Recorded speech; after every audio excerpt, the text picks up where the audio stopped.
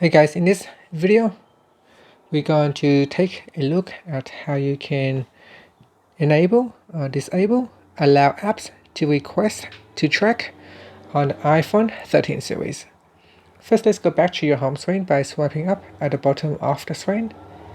And on the home screen, tap on Settings. In Settings, go down and tap on Privacy. Then here, tap on Tracking. Next, at the top here, tap on the Allow Apps to Request to Track toggle button. So switch it off or switch it on. Instead of allow apps to ask to track your activity across other companies' apps and websites. When this is off, all new app tracking requests are automatically denied. And that's it. So you can turn it on or turn it off.